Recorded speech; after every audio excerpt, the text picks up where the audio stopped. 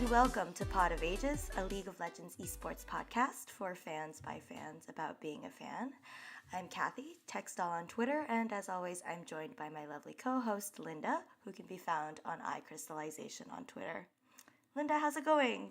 Oh my god, it's been MSI week, so Yeah. and it's like, for me it's a decent time zone. I know for you it's like LCK times, right? Oh yeah. I've kind of forgotten the waking up for LCK time, but it's a little bit better actually because uh, some of them come up on 5 a.m. instead of 3 a.m. like they did during play-in stage. Yeah.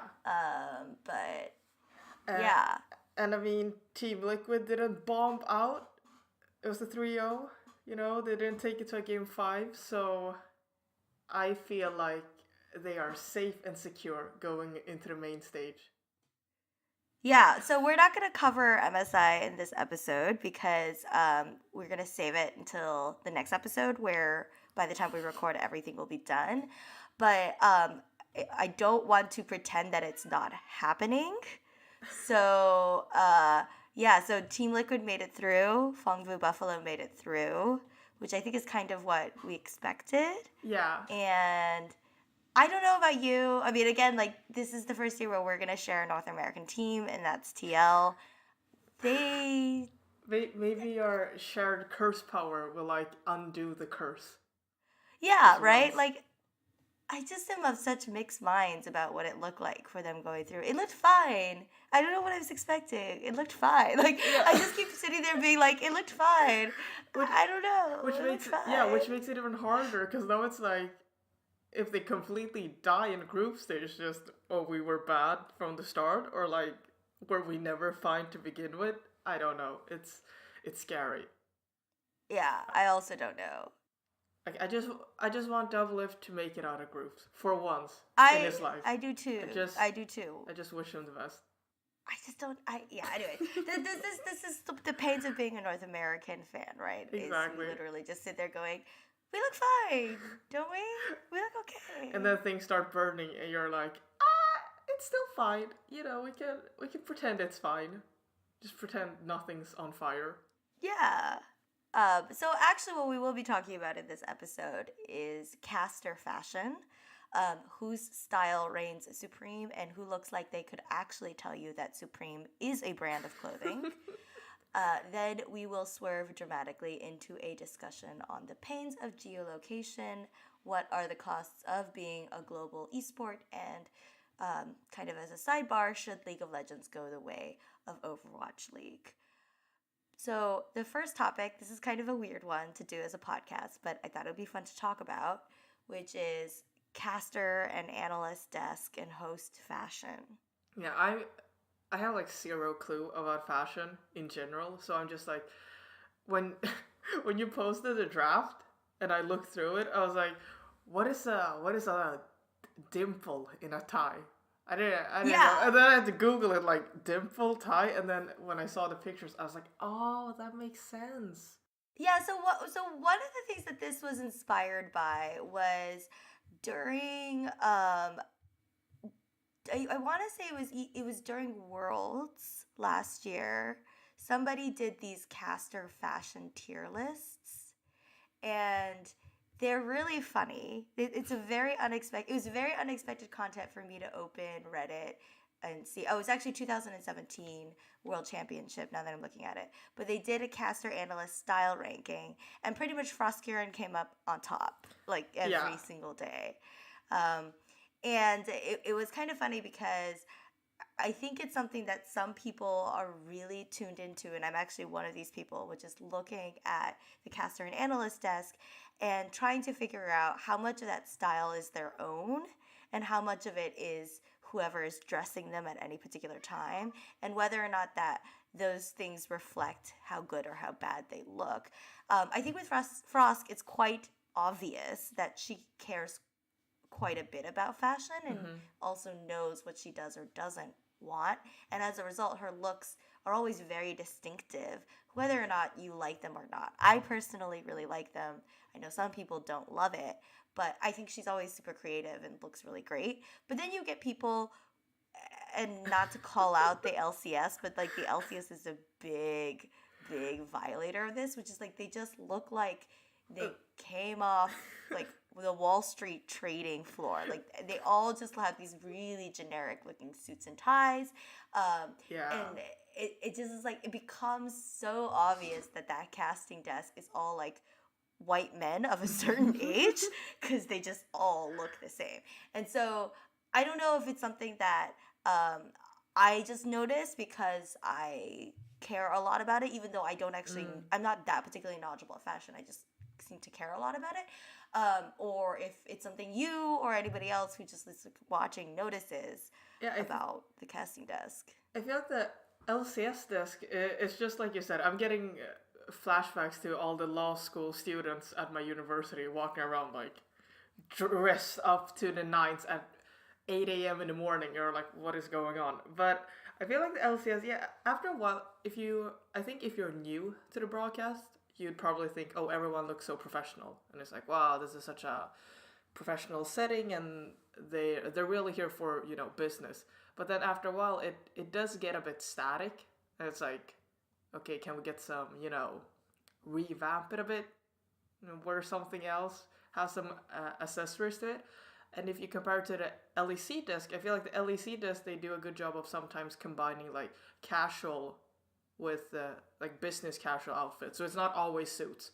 Sometimes it could just be a vest or something. I know Vedius likes wearing a lot of vests without the suit jacket and having like the arms rolled or sleeves rolled up, which it gives a bit more dynamic to the casting. For sure. And I was trying to find the source for this comment and I can't anymore. And I think it might have been from QuickShot when they were kind of introducing the rebranded LEC. But one of the things that they had done this year was to get away from the business formal dress code that they had when they were EULCS. So as a result, if you look at the casting desk for the LEC in 2019, you see a lot more like color and like t-shirts under blazers. I think at one point, Medius is in like a turtleneck sweater, which would have been unheard of in 2018 on the ULCS desk. And of course, Frosk is just like doing all sorts of things. Like in one of the days, she's wearing probably one of my favorite weird outfits that she wears, and I say weird in quotes. It's just it's a very fashion forward suit. It's this gray suit. It's pretty baggy on the pants, and it has this little like tie belt on the jacket. And there's a lot of look going on. Of course, QuickShot, kind of being the old man of the LEC casting desk, is still in a suit and tie most of the time when he does appear. But his hair makes up for it. His hair color. Yes, his hair looks great. So yeah, it is kind of fun to see that comparison. And I don't know, I kind of don't really remember what the EULCS looked like last year to say whether or not they looked better or worse or kind of the same. But it might also be that because they have Sjokz, they just look more different anyway. Like because there's a woman on the desk all the time last year, and she's there for a good portion of the LEC this year as well. Like, because she's there, they don't put her in a suit and tie. They always put her in lots of different dresses or pantsuits or other things. She'll always bring more flavor to the desk than Dash being there. Not that Dash is a bad dresser. He's actually, I think, one of the better LCS dressers. But, he's a man, and most of the people on that desk. But now they have... all the people on the desk. Now they have high, so, spice up the desk with some high in there. I mean, did you remember the V-neck? Because, like, to me... So, like, here's, like, maybe some... where we could talk about whether or not it's just me overthinking things. When he showed up on the desk... in his first couple of broadcasts, he was wearing a V-neck. Yeah. And it was not even that particularly deep of a V-neck, but it was a pretty obvious V-neck. And to me, he was wearing it under a blazer. He wasn't just wearing the t-shirt. And to me, I immediately was like, oh my God, like that's so weird because none of the other LCS casters would have worn that. And more specifically, it felt very like young in a very particular way. I don't know, like, was that just me? No, I felt the same thing because like we said before, the LCS desk, it gets a bit repetitive at times. And then you have Hai come in and he's wearing a V-neck, which is very visible. You're like, whoa, what's going on over here? And I don't know if like, it does stand out, but at the same time, I don't know if the desk in particular looked organized, because I know that when they pick out their, like, what to wear, they try to go for some kind of like making the desk look like it's organized and that there's some kind of theme. And then when you look at the LCS, it's like Dash is looking dashing as always. Then you have Hai being like the hip trendy one, and then Mark Z is there, and he's like, "Hi, I'm just here to do my job and analyze."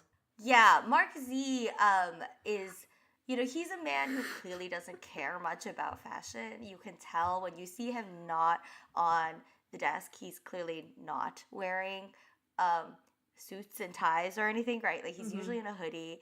I'm just gonna be honest, he usually looks like a homeless man unless there's a reason for him to be on camera. And he himself has said this before. Yeah. I'm not just like dragging him for the sake of dragging him. But it's like, it is so apparent to me that they shove him in a suit all the time and don't really give much of a thought to what he looks like, which is fine.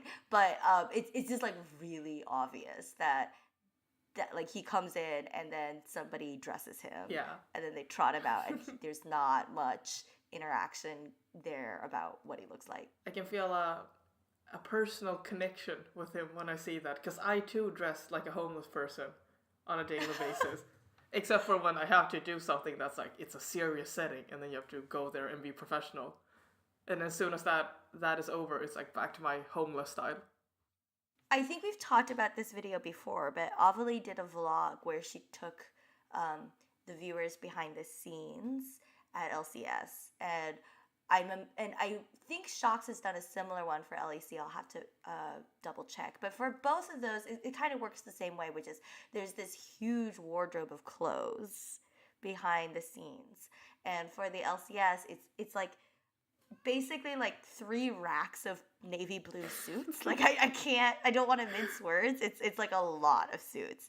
And they just sort of put them in, they like take out whatever clothing they want to wear for that week, and there's a discussion usually with whoever is being dressed, and they say that some of them care more than others. So Captain Flowers, I think, is one that has a pretty distinctive wardrobe. I think in that video they show you the lining to one of his blazers, but just more historically, there's this really amazing jacket I remember him for in Rift Rivals, where it's like a navy, it's like a dark blue pattern, but on the bottom it has this like really elaborate kind of embroidered flower look on the bottom that's really subtle but just really beautiful. And so he does a lot of like flower pattern things befitting of his name. So he's one of the people that has a pretty distinctive wardrobe, but other people, like for instance Mark Z, I'm sure just wander in and get put in whatever. And I wonder kind of if maybe the issue of why Hai looks kind of the way he does is just because they didn't really have a wardrobe built in for him, because he's not, he was only there now, and I'm not sure how like permanent his position is on the analyst desk. So I wonder if that's like what it is too. Like they're just putting him in jackets that fit him. He comes in a V-neck, and they're like, okay, we're gonna try to work around this. It's like, hi. Yeah. I don't know. Like it does kind of feel like that, because he's just constantly, and like they just put him on some nondescript blazer over a nondescript shirt, and I think it's just because, I don't imagine that he wears a lot of suits and ties normally in his day-to-day existence, and so it's no surprise that he just kind of has like the generic outfit in LCS. But I do like the point about Captain Flowers that because first of all, I still feel that his name is like one of the best like names, Captain Flowers. It's just it's great. And I love how he really goes by that name in the way he dresses, and just in the way in the accessories he has and all of that. So, I mean, it's a bit difficult though, because all the other casters, I don't know, it's not like I can ask Pastry Time to come in and wear like a tie with a bunch of pastries on it, because that would probably be a bit... Why not? To be fair, I would love to see that, but I don't know if the broadcast would allow it. Why not? I mean, like, they've allowed weirder things. Yeah. Like Frosk in her sequin jacket for Worlds. Let Pastry Time wear a tie with pastries on it, please. I think that would be funny. I think that would be really funny. If someone's listening out there. There is kind of weirdness about this topic, which is that we obviously don't watch League of Legends esports for fashion from anybody, and especially not for the casters or the analysts or the hosts who are kind of like tangential, right? Like Yeah. they exist because they're part of the framework of the sport, but nobody's like watching to see the casters. And so yet at the same time, because of the way the LCS and LEC format has gone, you see so much of them because they have these like cooldown and countdown and pre and post shows. So they're on the screen a lot, surprisingly, for a game that mostly isn't about them. So I feel like it's kind of like our last a topic from 2 episodes ago where we talk about esport pros and their haircuts and makeup and stuff like that, and how like this is not anything they truly bargained for as part of their job, and yet now here they are, and like this is what they have to do every day, which is like every week go in and like have to be presentable on camera. Exactly. It's like they take the nerd and then they try to style them a bit. Like which is why I would love to see. I know you've talked about it like on Discord and things like that, but if people took like esports and then they had some kind of Queer Eye episode about it where you try to like style esports pros or casters for that matter as well, and just see how it turns out. Yeah, I think it would be really funny. I mean, I think it would also just be interesting to hear either the casters or the pros themselves talk about it, which is the pressures of suddenly just being on camera all the time, and whether or not they feel like, they need to look more presentable in one way or another. Because, I mean, I have to see other people who usually look pretty put together, and yet I think I would look terrible if you put a camera on me all the time. So I can't imagine like if you were just a teenager and a teenage boy at that who just has never really given any thought to your hair or your eyebrows or your clothing, and then all of a sudden somebody's like, okay, you're gonna be on camera all the time, and we're gonna take like really detailed DSLR pictures of like you every time, and then put them on the internet for everyone to see. How do you feel? And then we're gonna heavily Photoshop them, and they're gonna be used as memes for the rest of your professional life. Yeah. Like you're never gonna be able to escape that. So I don't know. It's definitely something I'm curious to know if they've given any thought to it. And the answer might be, no, Cathy, I've never given it any thought, and I frankly don't care, which is telling in and of itself too. Yeah, it would be interesting if somebody, did some kind of feature on how the pro life outside of actually playing in the game is. Like we talked about how some pros they didn't learn any PR, like PR techniques and things like that. So sometimes pros might come off as very unfiltered, which Right. it's like now that you're a public figure, that's like you shouldn't really do that. And it's the same thing I think for how to style yourself. Now you're suddenly thrust into the limelight of like thousands of people who watch you, and it's like, sure, they're technically not here to really look at you, but more they're here to look at your gameplay. But at the same time, you need to have a certain look to be presentable. Yeah, and I'm sure given Free Reign, their look would just be sweatpants, like the same pair of sweatpants, and then Balenciaga. some sort of team. Well, okay, so this is actually quite funny because this episode is going to be a lot of, and in Overwatch League. So one thing I would say is that in Overwatch League, I feel like the casters look bad a lot. Like, and this might just be, again, by personal inclinations coming out, but Uber is known for having just wild shirts, like just the wildest button-down shirts I've ever seen. I don't know where he gets them. I don't know if they're his. I feel like some of them, Monte Cristo, are put in just just, or they're allowed to get away with some get-ups that just seem distracting.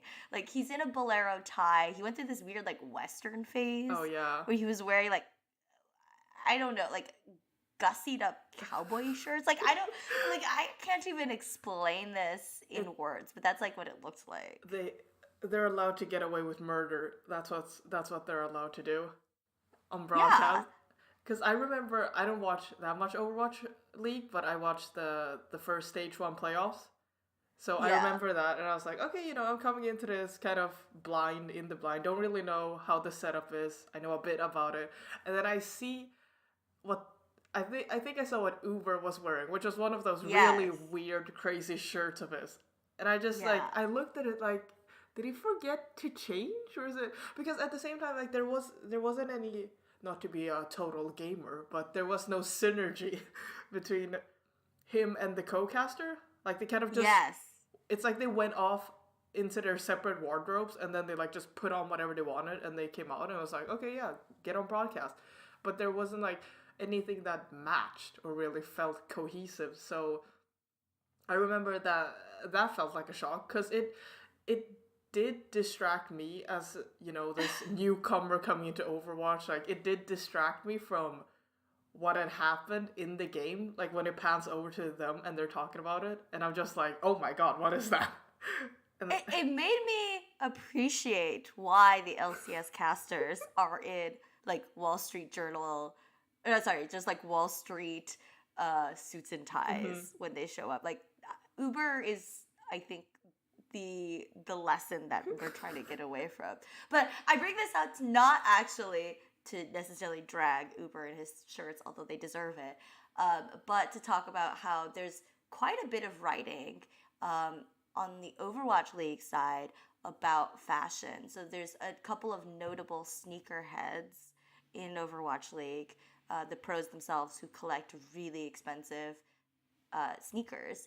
And then there's also a couple of pros known for basically wearing Balenciaga and, like, Gucci and, like, really expensive watches all the time. And I don't think there is an LCS pro other than Imp. Like, he's, like, known for not for, like, wearing, wearing really expensive but totally tacky clothes. But I feel like for pros and even LCS and LEC, I don't feel like there's one that is known for doing that, which I think is kind of interesting. And I don't know if it's just because, I don't know, cultural background. Are there just more fashion conscious pros in Overwatch League? I don't know. I just remember there was this really funny meme of one Overwatch player. I don't know who he was, but somebody had, like, put Balenciagas next to him and said this player is, like, 8 Balenciagas tall or something. And then they just put, like, stacked Balenciagas next to him. It was really funny. I was like, wow. Apparently he's known as the Balenciaga boy in the Overwatch League. It's funny you say that because in my head I'm like, which Balenciaga boy is this? Because, like, there's so many people who wear a lot of Balenciaga casually in the Overwatch League in their everyday life, and so I think that yeah. I think the funny thing though is that that's why when it comes to LPL pros, because that's like they wear a lot of branded design clothes and things like that. But when you look at them, I remember, for example, when IG won Worlds, Ning was like rocking these super red fancy shoes. It was like, I don't know, yeah, it was like a high end brand or whatever, and just like I saw on Twitter how a bunch of people were like, oh, look at Ning, look at those shoes. Like, it was such this kind of fascinating thing. Like, he was wearing the shoes he wore that, oh, I've never seen this before.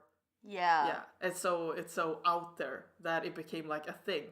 But then when you look at the Overwatch League, and people just like, they generally just wear a lot of brand or like designer brand clothes and things like that. So people are more used to it, while in League as a whole, I feel like it's mostly the LPL players who just like dress really, sometimes very tacky. I'm not, just because it's a, expensive brand, it doesn't mean it looks good all the time. Some players, they should take a step back sometimes. How dare you? Are you trying to imply that what was it? Is a dog bag Yeah, that Imp had? Imp's leather dog bag shaped as a dog, Yes. which cost like $10,000 that he left in a PC bag, just like sitting behind his computer. Yeah, I'm implying that that is a tacky thing. You've heard God, it how here. dare you? It is a hideous bag. It's probably one of the most famous Imp items of clothing, fashion, whatever you want to call it, that comes to mind the minute you talk about Imp spending money poorly. Yeah, that dog bag, I still don't know what it's for or why he bought it. It's for putting your dog in it. Duh. But it's so bad. And he just left it in the open. Like that thing probably cost more than like my entire life put together. It's like that thing has more value than my life, and you just leave it in the open for anyone to just pick it up. But then the fact that nobody actually picked it up probably just goes to show that who wants it? exactly Who nobody wants it? Nobody wants that leather doggy bag. So, on the topic of bad fashion, I guess, one of the things that I'm not sure if everybody realizes, unless they watch a lot of LCK, is that those guys are put in uniforms. So, the people who cover LCK, so that's been, Monty and Doa historically, and then Papa Smithy, Atlas, LS, even Crumbs briefly. Who else am I missing? Valdez, yes. They are given basically a uniform that they wear and it changes every split, and sometimes it's okay and sometimes it's very bad. And so the one that I thought of immediately is what I call the upholstery flower jacket, and it was this one era from 2018 where they had put Papa Smithy in this like suit where the lapels and the tie were like this matching pastel pattern rose thing, and I was just like, why did this happen, and why Papa Smithy of all people? Like it's really strange looking, but there's a whole bunch of them, and I feel like more often than not when you see them they're weird. Yeah, I think in the LCK's case, it feels like they want it to be too cohesive. Like the very matchy. The synergy has to be on point, to the point where it's like, stop it. And it's funny how you said, sometimes they look okay and sometimes they just look very bad. Like there's no good part there. It's just good, or it's just decent or very bad. And I think that sometimes they kind of look, there's one outfit, I think Valdez is part of it, but they kind of just look like Boy Scouts or something. It's just... the short sleeve one? Yeah, exactly. When he's with Crumbs? Yes! And I get that they want to fit this kind of theme, but sometimes it just makes it looks a bit silly when they're like wearing the exact matching things. It makes me think of like little kids going to kindergarten, they're like wearing matching outfits, and people are like, oh, that's so cute. Except in this case, it's two grown men talking about video games, so maybe not as cute. And I think Crumbs has talked about how it just kind of was like a no-brainer, like all the uniforms, so maybe that was helpful for the casters that they didn't have to think about it. But I think it's just that there's been a couple of jackets that they've put Papa Smithy in from last year where I just don't understand. Like, you had the whole universe of outfits before you, and what you do is you put them in what looks like maybe a velveteen blazer with a weird design on the lapels that makes you look like a matador. Like, I don't know, like, why was that? Maybe matadors were trendy in Korea. Maybe they were. Who knows? You had pulled up this picture of them at the finals. Yeah, it's like the finals, the biggest, the most prestigious match, or the prestigious series. It was this year's finals, Griffin and SKT. And then I just remember I was being in voice chat, and then as soon as their desk popped up with Papa Smithy, Atlas, and LS, everyone was like, what are they wearing? And yeah, because it's not, I don't know if it's bad. Do you think it's bad? What do you think when you see the picture? Well, let's describe this. So it's a tri-cast. So it's Papa Smithy, Atlas, and LS. Papa Smithy and LS are in the same like dinner jacket combo. It's a black jacket, or I think it's black. It looks black to me from here. It's like a black jacket with a black bow tie. I think there's a cummerbund on Papa Smithy, like a waist thing, but I can't tell in this picture. LS doesn't have one. And they're wearing very plain white pocket squares. I think a little bit too out of the pocket. Like they're just very pointy pocket squares. The problem with LS is that he and Papa Smithy have both decided to sit with their jacket buttons, and it doesn't look good. It looks very bad, actually. Like, LS looks like he's been stuffed into the suit. It's, like, riding very high on him. It clearly doesn't fit him very well for him to do that. And I don't know if it's just, like, the way he's sitting. Atlas is in a patterned white jacket. It looks fine. I mean, it has some verve, but it is, like, really striking because he also is wearing a black bow tie and has a black pocket square. So it's like weirdly very formal. It's like they're going to like a casino night, like, themed dress party. And LS looks like he's in a dinner jacket that's like 2 sizes too small for him. Yeah. LS looks like, he looks like this kid who doesn't want to be at the choir recital, and he's like, Mom, can I go home? That's the LS look. And I just, for LCK to want everything to be so uniform, for that finals, it was like, okay, Ellis and Papa Smithy are dressed in basically the same outfits, and then you have Atlas that's just like, bam, right in the middle. It's like this super, it's just like striking suit compared to the other two. And I just look at the whole thing, and I'm like, what's going on? What was the idea? I want to know the idea behind this. Because Papa's... The idea is that OGN really likes their English casters to wear, I think what somebody described on either Reddit for League of Legends or Reddit for Overwatch, I don't remember, as like Great Gatsby cosplay, because it's always weird dinner jackets. The jacket is always bad. Yeah. And so I'm looking at one that's from like Apex Finals, where it's...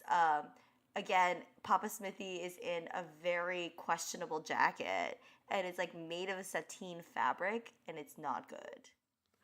It's just, oh god, it's really so funny, because I remember during that finals, Froskurinn was on Twitter, and she was like, Papa Smithy, or she was adding the LCK cast, like, I demand you guys to unbutton that one button. And then Papa Smithy was like, yeah, like, apparently they were ordered by the LCK staff or something to have the buttons, like, not, like, to have it buttoned in while they were sitting down. I didn't know that. Yeah, and he tweeted that. I was like, why would they want that? Like, first of all, that's wrong. That's not what you're supposed to do. You are supposed to unbutton your jackets when you sit down. But, wow, I didn't know that part. Yeah, I remember when I read that, I was like, whoa, that's kind of weird. And then Frost was like, rebel against the system. He was like, no, I can't do that. But yeah, it's very interesting about, because I do wonder how much freedom the casters get to pick their fashion. Like, maybe it depends on the region, but for example, it does sound like LCK, it's very, you have to clean cut, like you have to wear this, and they've got it picked out for you, and maybe you can change some tiny details. But while in the LCS or the LEC, I know that like Frosk said that they do have people who help them with their wardrobe, but she likes to pick her own things and bring them in.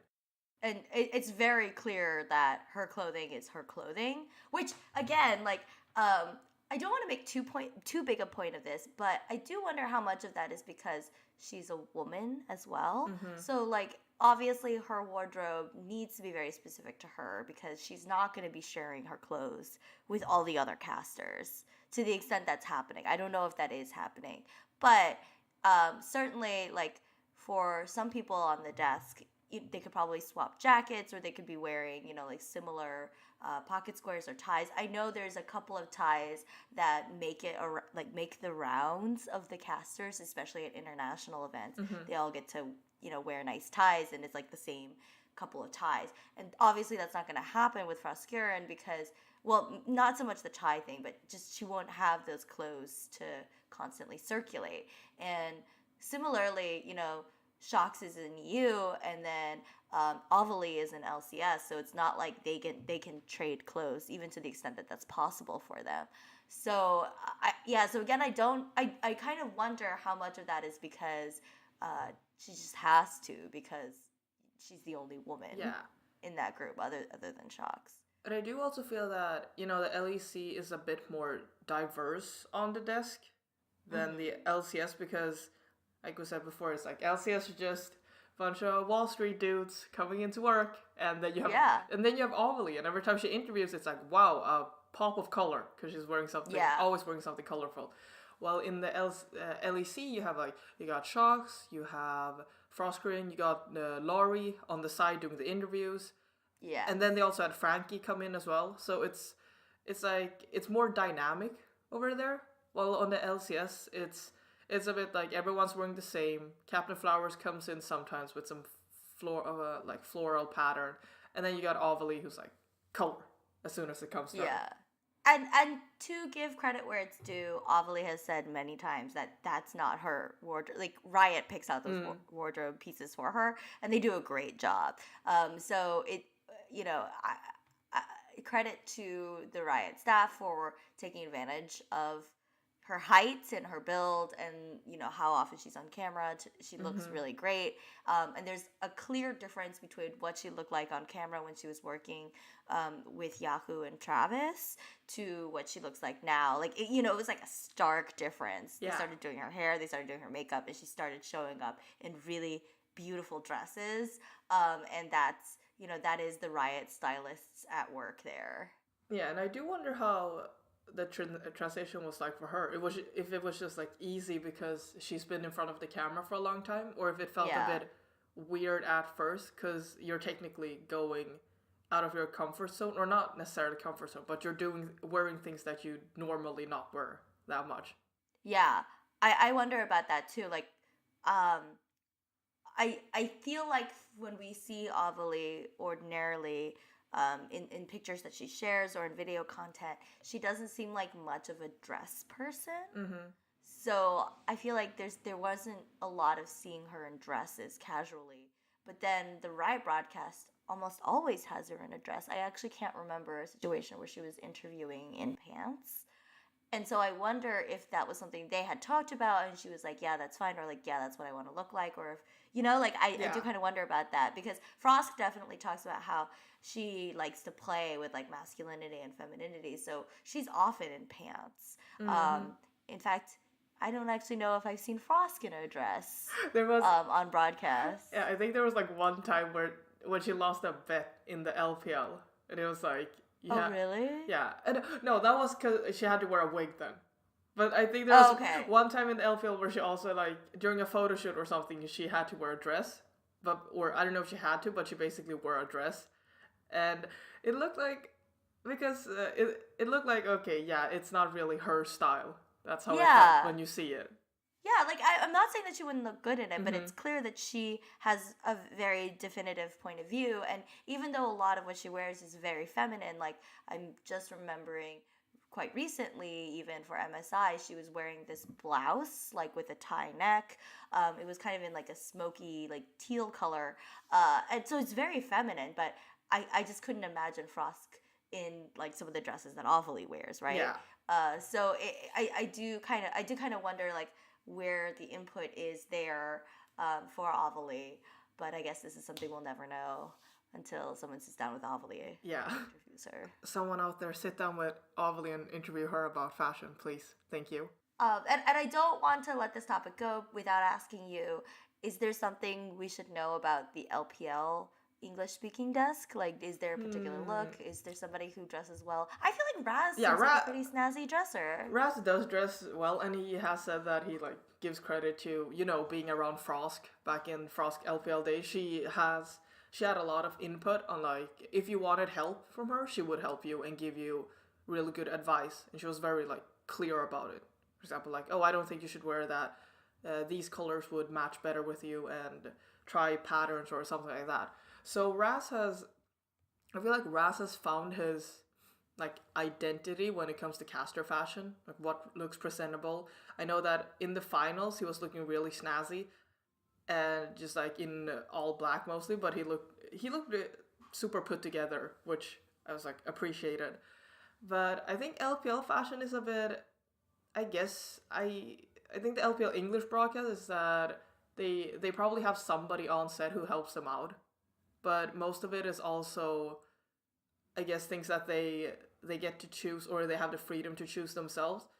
Because I remember when Frost was complimenting Raz on his casting fashion on Twitter, and then Hysterics was like, "Oh, what about me?" And then Frost was like, super, super detailed. She basically said like, "Well, it looks good, but I don't think you should have these kind of colors because they clash with your like the tone of your skin and blah blah blah blah blah blah blah." And it was just, Yeah.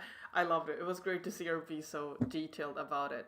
But one thing I do like about the LPL casting desk is that, for example, before the Lunar New Year started, before the LPL went on a 2 week break, all the casters were wearing like these traditional Chinese outfits to Oh, celebrate the that's Lunar New. cute. Yeah, so that was pretty cute that they had that kind of theme going around, and it was also for the Chinese broadcast as well. So everyone was wearing like Lunar New Year related outfits. That's really cute. That's cute. I yeah. So I guess what my takeaway from this is that when we do the like Queer Eye type makeover, it's gonna be Frosk. Yeah, Frosk gets it's to be the fashion person. Frost gets to be fashion, and then I don't know if any one of them can cook, so I guess it's just yeah, it's only Frost who we got the fashion person down, and that's about it. That's it. That's That's all it. we got. That's all we got. So, on to our second topic, which I've called the pains of geolocation. I wanted to just open up this topic first by saying that recently Overwatch League had what they call their first homestand. And a homestand, I think, is a baseball term, which means a series of games played in one particular home stadium. Mm-hmm. And in this case, it was a homestand for Dallas Fuel. So they had a number, all the games for that weekend were in Dallas. And I think for those of us who are in League of Legends, the way the coverage of this event was billed, especially for like, you know, American press like Forbes and stuff like that, they talked about it like the first home games ever in esports, which is crazy because this is like far from being the first time a bunch of games were held in any particular home location. Yeah. And I know we keep talking about things LPL does, but it's like we constantly forget that LPL exists and that they've done all this before. And so I guess I kind of just wanted to ask, what has been what has been your thoughts about the way people talk about geolocation and specifically with LPL? I think it's mostly that people forget LPL exists and that the LPL is doing this right now, and so far it's proven to be successful. And it's really funny the whole like when that article dropped and like one of my friends, he was like, well, guess China doesn't exist, people. Which is funny because sometimes I feel like in esports people do forget about LPL in China. It's like, Yeah. just the biggest region over there. And they're doing geolocation, they're looking to expand that. More teams are getting their own like cities that they're gonna represent.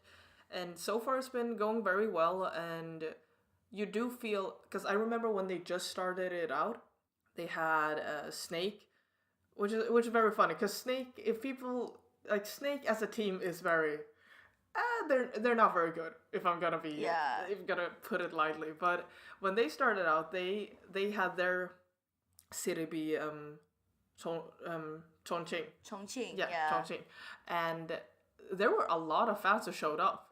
Like, surprisingly, a lot of fans. Even against, top favorites like EDG, RNG, things like that. Every time EDG, RNG came to their stadium to play, like, the Snake fans were out in full force. And it's been like Yeah. that in most, or I think all the geolocations. Regardless if the team has been doing poorly or not, they still show up.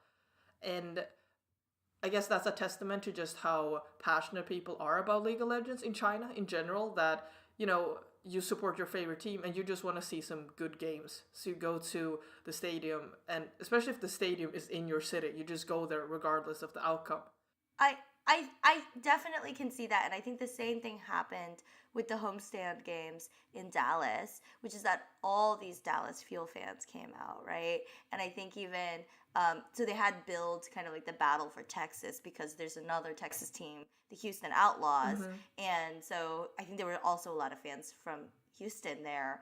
And I was thinking about it, and especially when you talked the story about Snake and Chongqing, like, I think if you had a Chicago-based team, which is where I'm located right now, I think they would always be like my number 2 team. Like, whenever they came, like, even if they were really bad, I feel like I would want to support and go to their games and like be really excited about them just because they're there, which is like kind of like a very traditional sports mentality. Like, you move to a city and like you'd adopt whatever team is located there. But I definitely feel that way. Like, I feel like the thing about geolocation is that you can drag in maybe like lukewarm fans or fans who don't already have some super huge tie to a particular team or player, and then they cheer for your team, and so there's like this automatic boost when you're in your home stadium. Yeah, definitely. And I do feel like that's kind of what Overwatch League started off with, their brand, that they wanted to make it geolocated. Because when I think about the LCS, if the LCS would be able to pull it off, I don't know. But also because all the teams, they're not really connected to any city. Or like, because you have like Texas Houston, and then the Dallas Fuel, and the London, like they have the cities as their team name. While in the LCS, it's like Team Liquid, TSM, like where would they technically be? Like what city would they be in? Well, to be fair, in Overwatch League, that was intentional, right? Like, they always knew they would be specifically geolocated. And there's a great there's a great article from Emily Rand when she is writing up about the Dallas homestand event, where she talks to Nate Nanzer, and he actually says that he based it off of looking at things like the LPL. And so they always knew they were going to be geolocated, so they built in things like the Dallas Fuel so that they could have that experience that like Snake had in Chongqing. But I actually want to turn this question back at you, which is that happened in LPL, right? Which is that they weren't built to be geolocated. Yeah. So it's not like you have like the Shanghai EDGs or whatever, right? Like, which is a terrible name, but like the Shanghai Edwards or whatever. Like that's not their team name. And like, so is it weird for you now because you followed it prior to this geolocation like attempt? So, obviously you have like Shanghai EDGs, right? Because like EDG, that's their home base, and you have Chongqing with Snake. Like, is it weird for you now? I think it's not as weird because they haven't, like, not all the teams have gotten their city yet. So I think so far it's like IG, EDG, FPX, and a bunch more teams. They still play LGD. Yeah, or LGD has their in Hangzhou. Yeah. So yeah, but like IG, EDG, FPX, they still play in the Shanghai Mall Arena, which was the base before geolocation happened. So they're trying to do it bit by bit by having like teams move out slowly. So maybe this split, 4 teams are gonna get their geolocation, and next split you have another 4 teams. While I don't know why. I guess it's because like LPL has always been so big that it felt inevitable. That like, oh, obviously they're gonna do geolocation because it's such a huge market in China, and it's basically like like a culture over there, like traditional sports culture. Like people know what League of Legends is. It's just a thing. Well, I don't know if maybe it could work in the LCS if they really wanted to go for it. I know that Clutch wanted to, like, they tried to bank a lot or brand a lot of their like Texas identity, right? Yeah. But that's because they were owned by the Houston Rockets. Oh, okay. Yeah. So yeah. I guess like to your question, could I see LCS going there? Yes, I can. And the reason why I can is they did, and I always talk about this teaser. I feel like I consistently talk about this teaser, but there is a teaser called Rise Up from the 2018 LCS where they tried this basically, like they tried to match up each of the teams to a location to the best they could. So FlyQuest, because they're owned by the same ownership team as the Milwaukee Bucks, was Milwaukee. You had the Houston Rockets, obviously, with Clutch Gaming, and then you had New York because Madison Square Garden owns a significant part of CLG, and then the teams that like didn't have a really strong geographic tie. I feel like I'm missing one, and I can't remember what it is. But the teams that didn't, like they were just sort of like the LA based teams, kind of like the Shanghai based teams are in LPL. So I think it would be similar, but it's not like there's a big New York identity that CLG has right now, right? Like really, Clutch Gaming is the only one that has been super Texas based. Like, they have the Texas like Lone Star essentially as part of their logo, and they've really embraced that. But yeah, I don't know. Like, did you feel like that LGD was the Hangzhou team and like Snake was the Chongqing team before they became that way? Not really. No, I think because for example, like now JDG also has their base in Beijing, which is RNG's place. Like RNG was first in Beijing, and now JDG. So it just like I didn't really feel like LGD and Hangzhou was a thing before. Now it's clearly a thing, but before I didn't really feel that close of a connection, and that's probably because like they never really thought that they would. The LPL probably didn't think that they would come as far as geolocation. The way you said how Overwatch League, it was like intended to be geolocated. But yeah, so for example, JDG's in Beijing and RNG's in Beijing, which I did find a bit funny because it's like clearly most people will associate Beijing with RNG. And then you have which is new, right? I mean, I heavily do now, but did people do that before they opened that Beijing stadium? I mean, maybe the Chinese fans did, but now it's like, oh, RNG Beijing. It's like, yeah, that's just the thing. That's funny. Poor JDG. Yeah, JDG's like, hello, we exist too. Would you want that though? Like, do you think you would enjoy LCS or even LEC more? And LEC would be an interesting question because I think it would be more.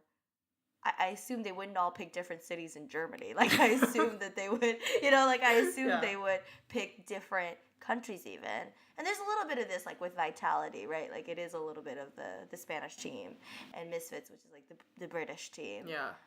Because of their ownership groups. Would you enjoy those regions more or that gameplay more if they were geolocated or even semi-geolocated, like some of the teams like LPL were geolocated? I think personally for me it's because esports didn't start off as geolocated, as I feel like I've always connected geolocation and things a lot with traditional sports.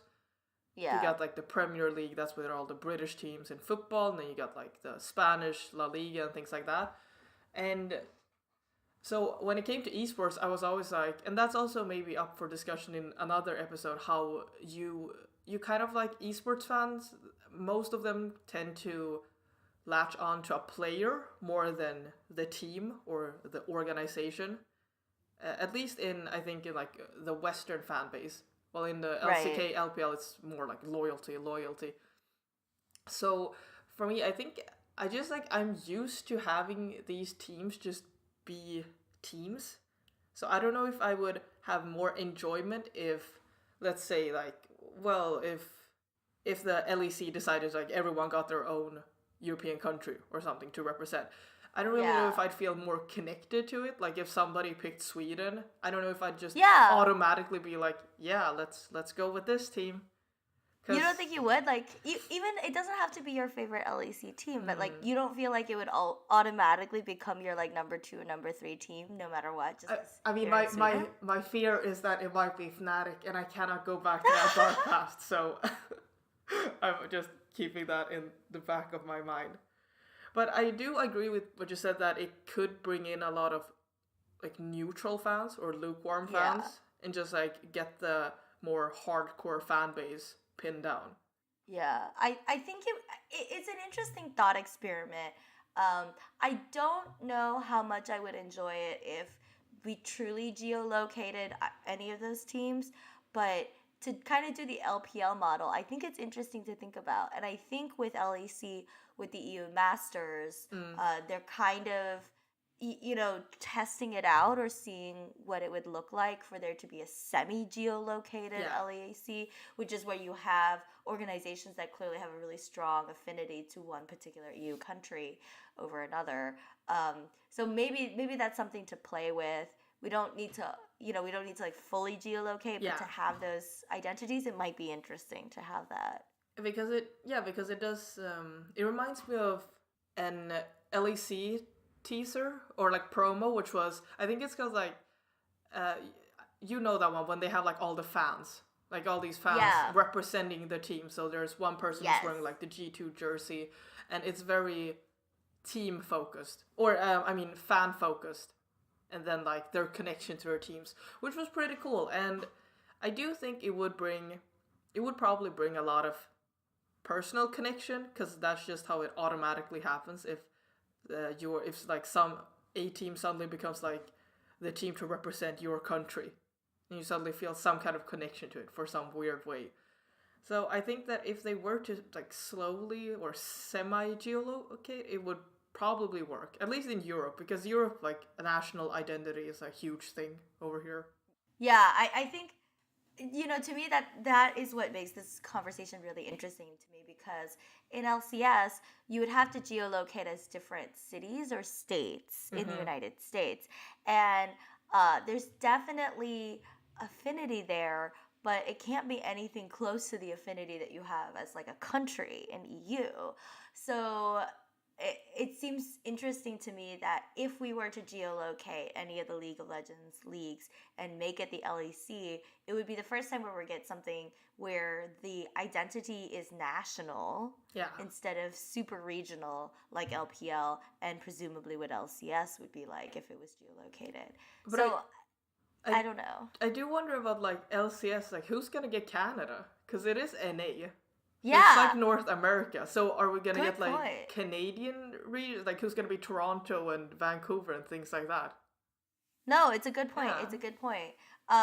Yeah, I mean, I think that would have to be how it goes, and um, and to some extent, I wonder if there's like a Mexican team, right? Like, it's Right. it is a thought. Like, yeah, because there are a couple of Canadian players in the LCS, but I would hazard to say that none of those organizations has a particular strong tie to Canada. So if we were to semi-geolocate LCS right now, I don't know, like maybe somebody could claim it. Like, I don't know who would want A it. wild I don't know. turtle, maybe.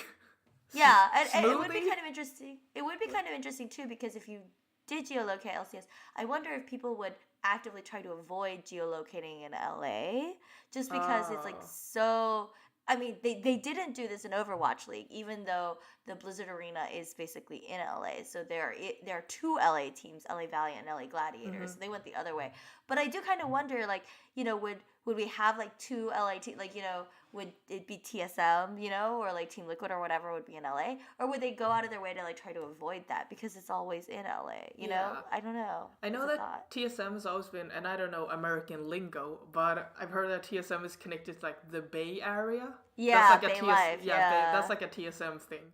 But although, if I remember correctly, when they first started, I think they tried to like buy a gaming house in New York or something like that. Like, I don't think they eventually became Bay Life specifically because of the fact that they were in LA for LCS, right? So they didn't start as like trying to target that. It just became something that they said because all of their vlogs had this like fuck it Bay life, like that was the phrase fuck it Bay life because of stuff they did because they were in LCS to play. So so it's kind of like a chicken and egg problem with them. So but you're right, like I don't know, like would TSM be the Bay Area TSM? And then also like on the note of geolocation and the whole shebang, Visa. Like that's Visa is issues because every time the LCS LEC starts, there's always gonna be somebody who goes through some Visa issues. I think this year it was like Arrow. He had a difficult time. So Optic, they had to like play their B team and all of that, or Academy team. And I do wonder, for example, that's what I keep thinking about the Overwatch League, because I mean, they do have teams who are also from Europe, right? And China, like London, and they have like Chengdu Hunters and things like that. So the whole visa issues, because this is also, we're also referencing to, how it's MSI right now, and one of TL's analysts, he kind of tweeted out a bit of a tone deaf tweet about, how the visa application wasn't going well, and then like said some things about Vietnam probably shouldn't have said. But it does highlight how esports in general, because it's esports, it's not like traditional sports, it's probably more difficult to get visa, or like to get it like in time before the season starts or the split starts. Yeah, and so I think about this because this is kind of one of those things where I was like, well, when is Overwatch League going to learn from the League of Legends experience? Which is that visa issues are a constant thing that happens all the time. And I think in these days, the question isn't so much like, oh, will you be able to get a visa as an esport athlete? Like, will you be recognized as an athlete? I don't think that's the question anymore. So I think even like as early as 2013, like the United States started recognizing esport athletes as athletes. So they had a visa for them specifically, right? Along with the other athlete visas. The question is more just like, do you trust these teams and organizations to get their crap together? Oh, yeah. And like make sure that everyone gets the visa. Like I really feel like that's what it is for a lot of it. Like, there's a whole host of issues with the United States about how we treat immigration and just kind of like the bureaucracy and the time frame for it. Like, I don't know how long it takes to get a P1 visa, and that might be because they just don't like you and like they don't want you, or like like I don't know, or that like just whoever's in charge of your case is just like just has something like against you and just wants all the information they can get and they want to deny your visa. Like, I don't know how much of it is that, but I feel like with, so the TL analyst that when he was tweeting, he was saying like they were told that they could get a visa within 21 days to get to Vietnam. And I guess my question is just like, who is doing that kind of research for them, right? Yeah. And like when they go for the Overwatch League, like, does someone know how long it takes to get a visa to go to China? And then if you have a bunch of players who are from different nationalities, like, do you really have your crap together that we trust that you'll get all the visas in time and get to places? And like just recently, didn't IG tweet that they had some issues with Duke and Mafa's visa, and that's why they were arriving to Vietnam late? There was something, but you're definitely right. I feel like if this, like, since this is becoming geolocation, things like that, this topic is becoming more and more of a thing. I feel like maybe esports organizations should try to either hire more people who are more, like, who've got their craft together, basically, about visa. Or that they should try to educate their current staff about it. Because it does, I mean, you can't have like an entire team miss out on a split or something like that, or have your key players not be there. This is like a long-term planning issue, right? Like, okay, thank God thank God the way that League of Legends is semi-geolocated. We have everything in the United States and everything in the EU, where unless you're Britain, you can like just be on an EU visa, right? Yeah. So they don't have to think about it, but like think about how long it took Riot to like develop a multi-year plan to even tell us where Worlds is. Yeah. And like imagine if that was them needing to geolocate like across a bunch of countries. You know, like you need to like plan ahead. And I feel like I don't know if I trust, you know, Blizzard or Riot to plan ahead that well so that we're not encountering these issues.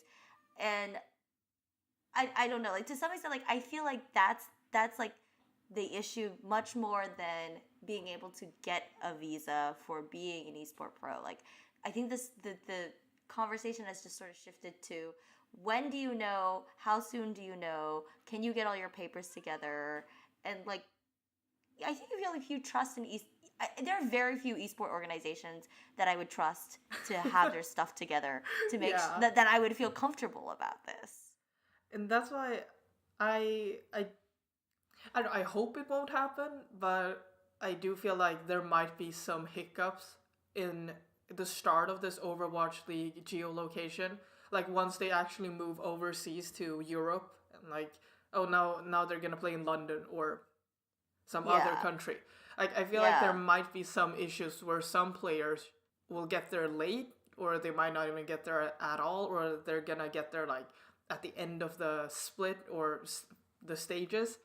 So it's going to be, I mean, I hope that it won't happen because that would suck for everyone involved. But we know it's going to happen. But we know it's going to happen because it's esports organization. Because this has happened like all the time in League of Legends, and then in like CS:GO, and basically in every single esport, everybody has a very famous story of somebody like not getting their visa in time and then not making to a competition. Like it is there. So like I guess like this is like a funny episode because we're not being like, oh well, what can we learn from other esports? I'm literally like, what can Overwatch League learn from the fact that time and time again we see this problem in League of Legends, and like it's just a constant thing. Who has a visa and when, and you can never predict who it is. Like this time it might just be like, you know, I do think the one thing that the TL analyst had correct was like, so this time it was just an analyst and Mike Young, but like what if it was double lift? You know? Yeah. You would be really screwed. It's the Russian roulette of visa. Who's gonna get it and who's gonna not get the visa? I guess esports, you know, even if it's different games, they all have that visa issue in common. Yeah, it's like basically this.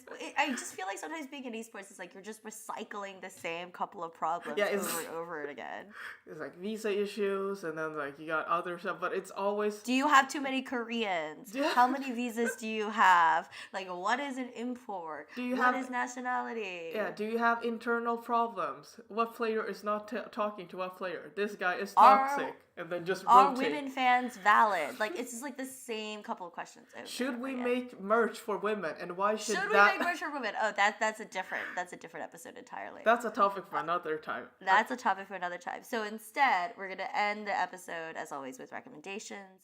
Linda, what is your recommendation this week? Okay, so my recommendation is that, you know, since it's MSI month, Team Liquid are doing this kind of like, they're doing this this collaboration with Ovilee called the Liquid Update. So each week Ovilee, like, she updates about episode 1 was before Team Liquid was going to play Fongvu Buffalo. So that was like, it was more about like talking about, oh, how would Team Liquid do? What should they be able to do? And Ovilee she's just a really funny person. She's very charismatic. She knows like how to carry herself in front of the camera, and she's generally just very pleasing to listen to.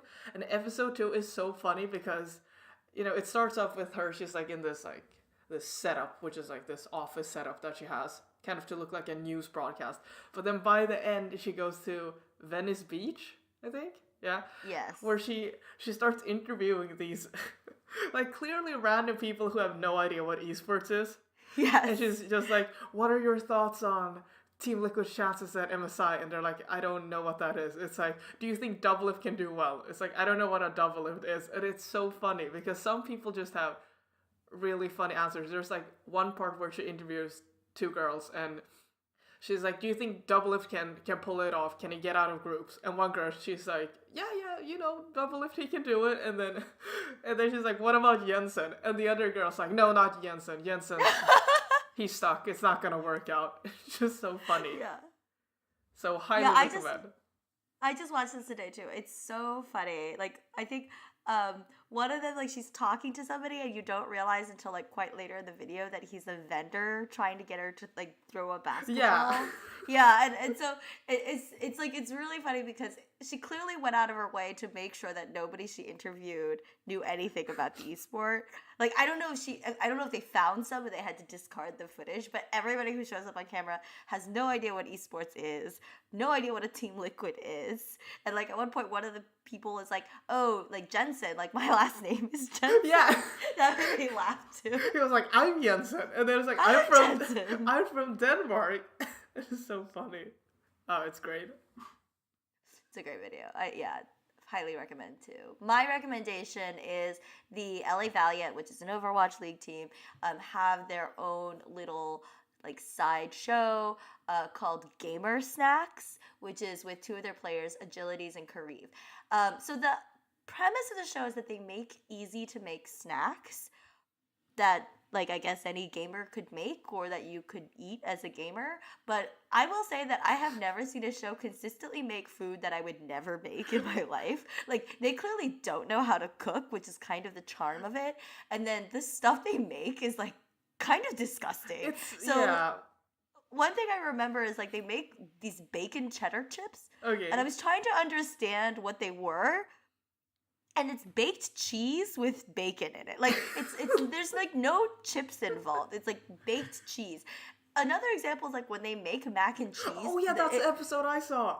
Yeah, God. it's like they make some pasta. I was like, okay, this is going okay. And then they just like dump grated cheese and salt in it, and then there's like microwave it. And a bunch of pepper. A bunch of pepper. Which like if you've ever done that before, you know does not make mac and cheese. It makes like cheese with nuked like it makes like pasta with nuked cheese on it. Yeah. And so it's really cute because like actually Kareev and Agilities, they are friends on the team, so they have like a really funny chemistry. Kareev is Korean. He doesn't speak that much English, but he speaks enough to like to communicate with Agilities and like make jokes and stuff like that. But as a result, like they're these two idiots in the kitchen. And like another example, which like we rant about all the time, I forget what they were making. I think it was like the breakfast hot dog or whatever. Like Agilities attempts to take a hot tray out of the oven with his bare hands, realizes it's too hot, doesn't get an oven glove, pulls his sleeve over his hand and then takes the tray out. Yes, and it's like it's just baffling that they decided that these two people were allowed to be in the kitchen and like filmed it. So yeah, so this is not an example of me being like, this is really good food content. Like this is bad food content. This is like an insight into what gamers are. I think I saw like they are a hazard in the kitchen. I have no idea. Yes. Because I saw one when they're doing like grilled cheese. So they're like, they're standing there next to the stove and everything. And Agilities, he's like flipping the cheese. And then Kareev, for some reason, just comes up behind him and bites his shoulder.